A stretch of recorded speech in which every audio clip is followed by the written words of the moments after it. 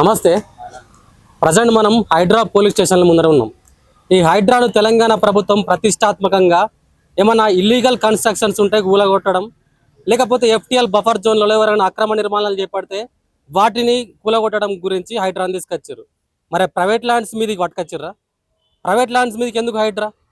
మన రీసెంట్గా ఈ పేట్ బషీర్బాగ్లో ఒక 31 ఎకరాల స్థలం గురించి పెద్ద చర్చ జరుగుతుంది. ఇప్పుడు ఇక్కడ అంతా వీళ్ళంతా నవాబుల ఫ్యామిలీకి సంబంధించిన వాళ్ళు, వీళ్ళంతా వారసత్వం ద్వారా ఆ భూములు అంటే ప్రైవేట్ వీళ్ళంతా అక్కడ హోల్డర్స్.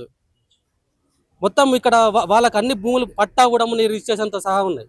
సో రీసెంట్గా హెచ్ఎండిఏ వాళ్ళు హైదరాబాద్ అక్కడికి వెళ్ళి ఇదంతా గవర్నమెంట్ ల్యాండ్ అని చెప్పేసానంటే వీళ్ళందరూ హైడ్రాను హెచ్ఎండిఏను తరిమి కొట్టిర్రు.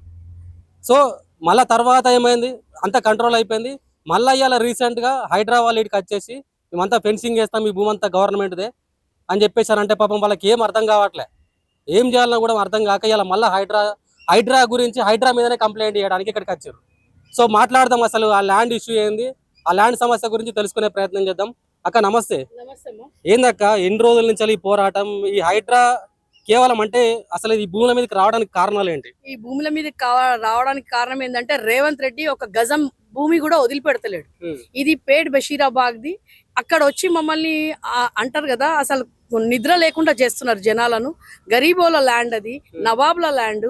260 ఎకరాలు ఉంటే అందులో అంటారు కదా, ఇందిరాగాంధీ తెచ్చిన యాక్ట్ ప్రకారమే మేము సీలింగ్ యాక్ట్ ప్రకారమే మేము దాన్ని 230 ఎకరాలు గవర్నమెంట్ తీసుకుంటూ వచ్చింది. రాజశేఖర్ రెడ్డి పీరియడ్ లో, ఇందిరాగాంధీ పీరియడ్ లో ఇవన్నీ తీసుకుంటూ వచ్చి 31 ఎకరాలు అక్కడ ఉన్నది. ఇప్పుడు ఆ 31 ఎకరాలను కూడా వారసత్వంగా ఉన్న నవాబులను తీసుకోకుండా చేస్తుంది. అగ్రిమెంట్ హోల్డర్స్ అక్కడ ఉన్న వాళ్ళను తరిమి కొట్టడానికి ఆల్రెడీ 2 నెలల కింద వీళ్ళంతా అగ్రిమెంట్ హోల్డర్స్, వీళ్ళందరూ నవాబ్ ఫ్యామిలీ, వీళ్ళు వాళ్ళ వారసులు. వీళ్ళందరూ ఆ వారసులను అక్కడ ఉండనీయకుండా అక్కడ హిందూ, ముస్లిం, సిక్ అంటే గుడి ఉన్నది, చర్చ్ ఉన్నది, దర్గా కూడా, మస్జిద్ కూడా ఉన్నది. నేను చెప్పింది ఇదే. రేవంత్ రెడ్డి ఎట్లా ఉన్నదంటే ఎక్కడైతే భూమి జాగా ఖాళీ ఉందో అక్కడికి వచ్చేస్తున్నాడు. ఇది అగ్రికల్చర్ ల్యాండ్. అక్కడ నవాబుల దాంట్లో మీరు వచ్చి చూస్తే ఇప్పుడు ఉన్న రంగనాథ్కి కూడా అదే చెప్పినాము, ఇది మా ప్రైవేట్ ల్యాండ్ మీద చెప్పినాక గతంలో రంగనాథ్కు మేము చెప్పినాము ప్రైవేట్ ల్యాండ్లకు ఎందుకు ఫెన్సింగ్ చేస్తున్నారు, యావత్ తెలంగాణలో ప్రైవేట్ ల్యాండ్లకు అన్నిటికీ మీరు ఫెన్సింగ్ చేస్తారంటే కాదంట. ఖాళీ పేట్ బషీరాబాగ్ దానికే వచ్చి ఎందుకు చేస్తున్నారు అంటే దీన్ని కూడా కబ్జా చేయడానికి, లగచర్యను ఎట్లయితే రైతులను తరిమి కొట్టి వాళ్ళను చంపినరో ఈ రోజు రేవంత్ రెడ్డి పేట్ బషీరాబాగ్ మీద కన్నుబడ్డది. ఇది పెద్ద వాళ్ళు ఇన్వాల్వ్ అయ్యి రంగనాథ్ ఇట్లాంటి వాళ్ళందరూ భూ కబ్జా. ఇది ఎక్కడ పోవాలి? హైడ్రా ఎక్కడ పోవాలి? బఫర్ జోన్ లో పోవాలి. బఫర్ జోన్ చెరువుల మీద ఉన్నది, ఇల్లీగల్ దాని మీద పోవాలి.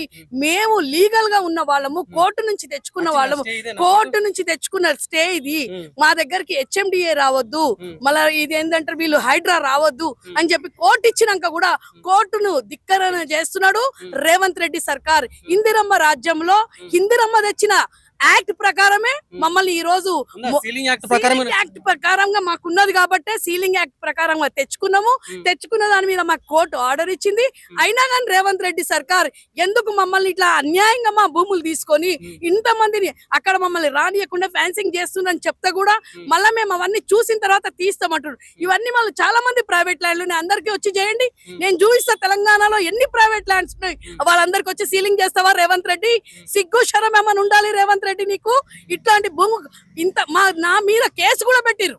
పేట్ బషీరాబాగ్ మీద నా మీద దీని గురించే నా మీద కేసు పెట్టిండ్రు. ఇది నేను అగ్రిమెంట్ హోల్డర్ ని, మేమందరం ఇక్కడ ఉన్న వాళ్ళము, నా మీద కేసు పెట్టిండ్రు.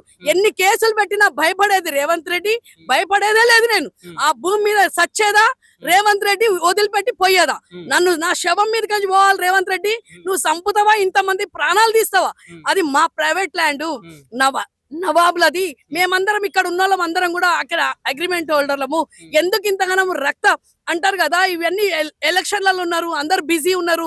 గజాలు ఇక్కడ ఒక్కొక్క ఇంచు ప్రకారం వచ్చి రేవంత్ రెడ్డి ఇట్లాంటివి చేస్తుండు.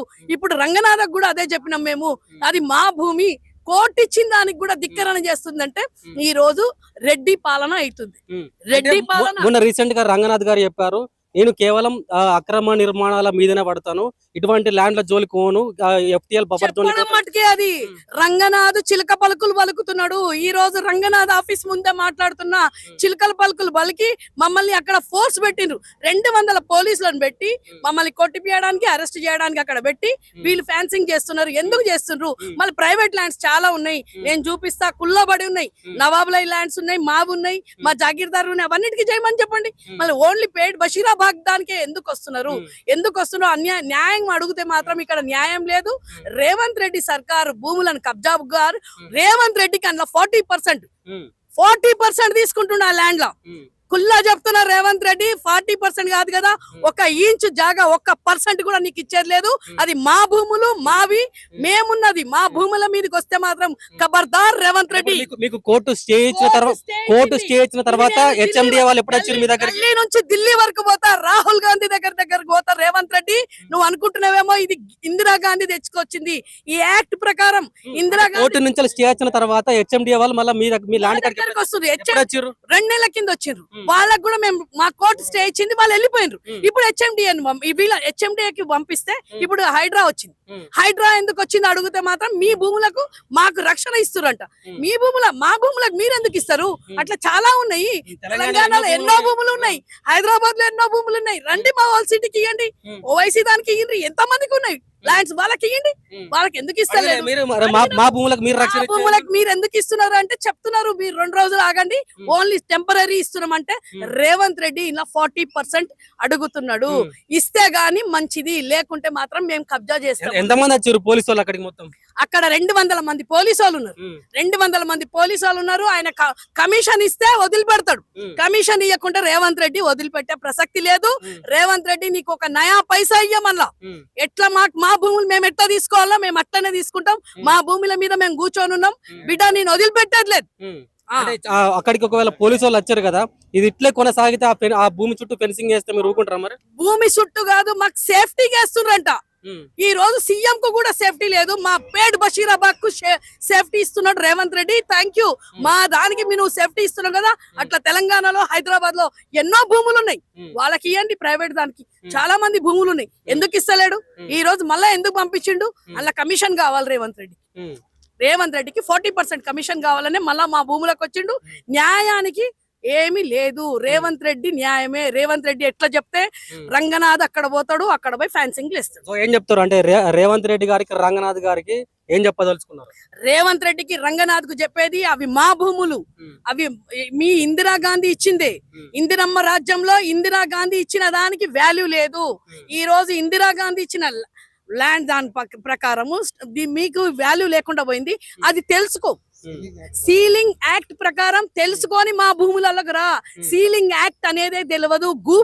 గుంపు మేస్త్రి, భూ కబ్జాదారు, బ్రోకర్, ఆ బ్రోకర్ కి ఇవన్నీ తెలుసుకొని మా ల్యాండ్ మీదకి రమ్మని చెప్తున్నాం. ఎందుకు మరి అంటే చుట్టుపక్కల తెలంగాణ చుట్టుపక్కల చాలా ల్యాండ్స్ ఉన్నాయి, కేవలం మీ నవాబులకు సంబంధించిన భూముల జోలికి ఎందుకు వస్తున్నారు? భూములకు ఎందుకు వస్తుందంటే అంటారు కదా, గుడి ఉన్నది, మస్జిద్ ఉన్నది, దర్గాలు ఉన్నాయి, చర్చిలు ఉన్నాయి, ఇవన్నీ గరీబోల ల్యాండ్ కదా. అది వాళ్ళు కమిషన్లు ఇస్తున్నారు. ఇప్పుడు కమిషన్లు తీసుకుంటున్నారు. ఇక్కడ కమిషన్లు తీసుకొని దందా నడిపిస్తున్నారు రేవంత్ రెడ్డి, రంగనాథ్.